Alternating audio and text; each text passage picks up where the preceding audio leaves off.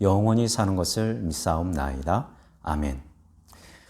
오늘 우리가 함께 나눌 하나님의 말씀은 누가복음 1장 1절에서 4절 말씀입니다. 누가복음 1장 1절에서 4절 말씀, 우리 함께 주님의 말씀 읽도록 하겠습니다. 우리 중에 이루어진 사실에 대하여 처음부터 목격자와 말씀에 일꾼된 자들이 전하여 준 그대로 내력을 저술하려고 붓을 든 사람이 많은지라.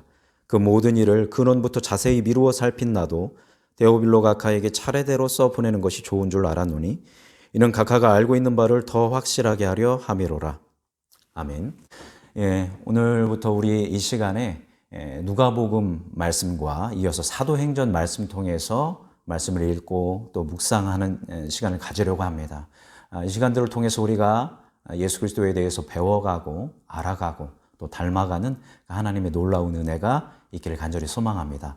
오늘은 이 본문 말씀을 통해서 더 확실하게 라는 제목으로 주님의 말씀을 나누도록 하겠습니다.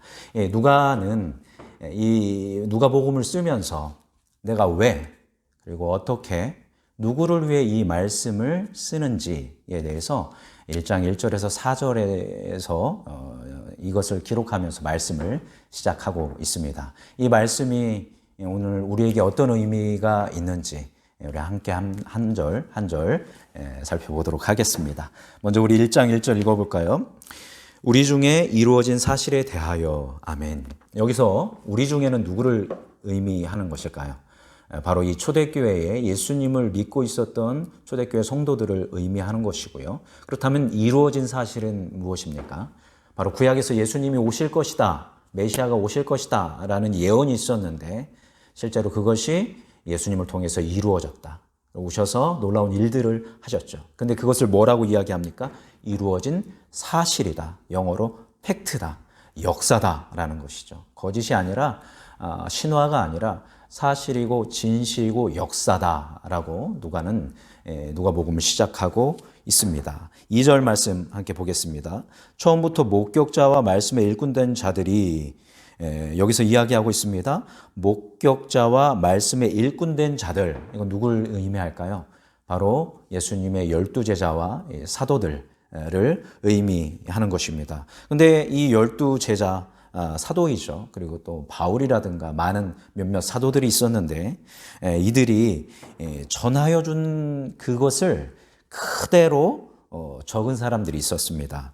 2절 후반부는 보면 그대로 내력을 저술하려고 붓을 든 사람이 많은지라 라고 이야기하고 있습니다. 이 사도들과 그리고 제자들, 수많은 이들이 전하여 준 그것을 그대로 적은 사람, 그 내력을 저술한 사람들이 어떻다? 많다라고 이야기하고 있죠.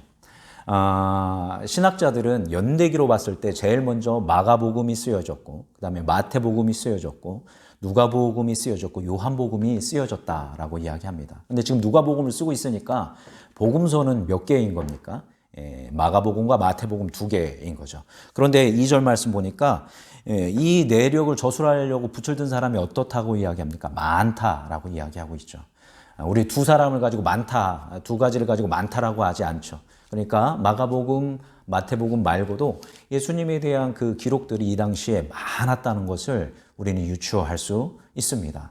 그렇다면 그렇게 많은 이들이 예수님에 대한 것을 기록했기 때문에 많은 저작들이 있었는데 왜 누가는 또다시 붓을 들고 예수님에 대해서 기록하기 시작했을까요? 그것이 바로 오늘 3절과 4절 말씀에 나와 있습니다. 우리 3절 읽어보겠습니다. 그 모든 일을 근원부터 자세히 미루어 살핀 나도 데오빌로 각하에게 차례대로 써 보내는 것이 좋은 줄 알았노니. 아멘. 3절 앞을 보면 모든 일을 근원부터 자세히 미루어 살핀 나, 저자죠. 이 누가는 어떻게 했냐면 근원부터 자세히 한 가지 한 가지 미루어서 살펴봤다라는 것입니다. 직업이, 누가의 직업은 의사라고 하죠. 의사이다 보니까 굉장히 합리적이고 논리적이고 사실적이고 실제적이고 역사적인 것을 기술하려고 노력했다라는 것을 봅니다. 그래서 신학자들은 누가를 역사가다라고 이야기를 합니다. 그래서 누가는 아주 자세히 미루어서 이렇게 자기가 살펴봤다라는 거예요. 많은 것들을 자료들을 모으고 그것을 자기가 해봤다라는 것입니다. 그랬더니 데오빌로 각하에게 차례대로 써보내는 것이 좋은 줄 알았다라고 이렇게 이야기합니다. 물론 많은 예수님에 대한 책들이 있지만 나는 이렇게 자세히 미루어서 살펴서 이것을 차례대로 누구에게? 데오빌로 각하에게 써보내는 것이 좋겠다라는 그런 마음의 감동이 있었다라는 것입니다. 여기서 데오빌로는 이방인이고 굉장히 고위 관직자인 것을 우리는 알 수 있죠. 이름이 데오빌로라는 것이 헬라어고 또 각하, 굉장히 높은 사람을 칭하는 말이죠. 그래서 이것을 이 사람이 붓줄 든 첫 번째 이유는 자세히 미루어 살피다 보니까 이 데오빌로 각하에서 위해서 내가 이 차례대로 써보내는 것이 좋겠다라는 첫 번째 감동이 있었다라는 것입니다. 더 중요한 것이 4절 말씀에 나오는 것을 볼 수 있습니다. 4절 읽어보겠습니다. 이는 각하가 알고 있는 바를 더 확실하게 하려 함이로라. 아멘. 각하가 알고 있는 바는 무엇입니까? 바로 예수님에 대한 것이죠. 그런데 각하가 알고 있는 예수님에 대한 바를 내가 이 누가복음을 써가지고 당신에게 보냄으로 인해서 어떻게 하려고 한다?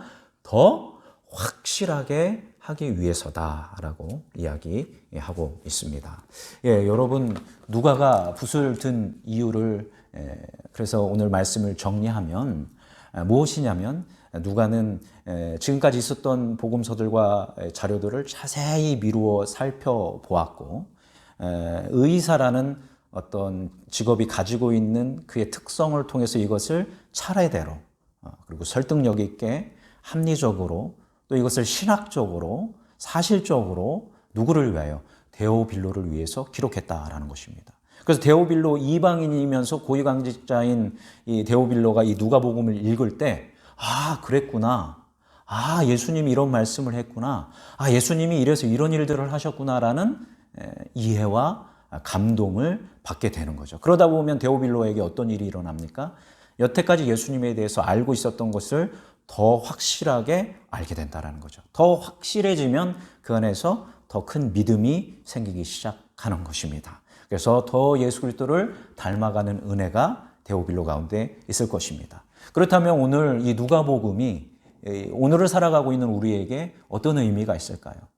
저는 데오빌로에게 있었던 역사가 동일하게 우리에게도 일어날 줄 믿습니다. 우리가 예수님에 대해서 잘 알고 있습니다. 그러나 우리가 이 누가복음과 이어서 사도행전을 읽어갈 때에 예수님을 더 자세히, 그죠?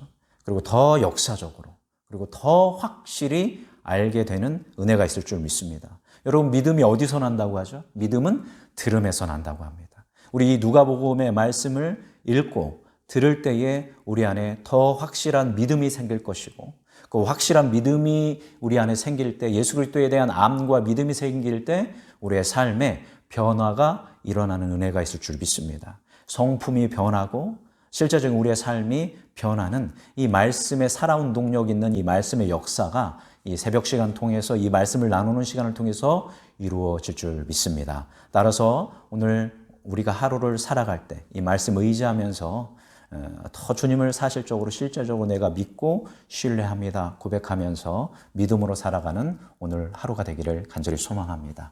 기도하겠습니다. 살아계신 하나님, 오늘 첫 시간으로 누가복음 1장 1절에서 4절 말씀을 함께 읽어보았습니다. 주님, 누가는 이 말씀을 근원부터 미루어서 자세히 살펴서 차례대로 더 확실한 믿음을 주기 위해서 성령의 감동대로 이 말씀을 기록했던 것을 우리가 이 누가의 고백을 통해서 듣게 됩니다. 누가복음만이 아니라 성경 66권이 바로 그러한 감동과 기적 가운데 성령의 역사 가운데 기록된 줄 믿습니다. 우리가 이 말씀을 가까이 할 때 더 확실한 믿음을 갖게 되는 것, 그래서 더 주님을 닮아가는 것, 우리의 삶이 변화되는 것을 우리가 믿고 신뢰하고 체험하는 은혜가 이 하루 가운데 있도록 인도하여 주옵소서. 오늘 하루도 주님께서 이끄시고 인도하실 것을 믿으며 사랑이 많으신 예수님의 이름으로 감사하며 기도드립니다. 아멘. 오늘 우리 이 시간에 우리 지금 코로나로 인해서 신음하고 있는 온 세상을 위해서, 그리고 힘겨운 가운데 있는 이 한국 교회를 위해서, 특별히 우리 고백교회 위해서, 우리 성도들 위해서 함께 마음 모아 합심해서 또 기도하고, 또 개인적인 기도하시고, 여러분 개인적으로 주기도문으로 예배를 마치시면 되겠습니다. 함께 마음 모아 기도하겠습니다. 살아계신 주님,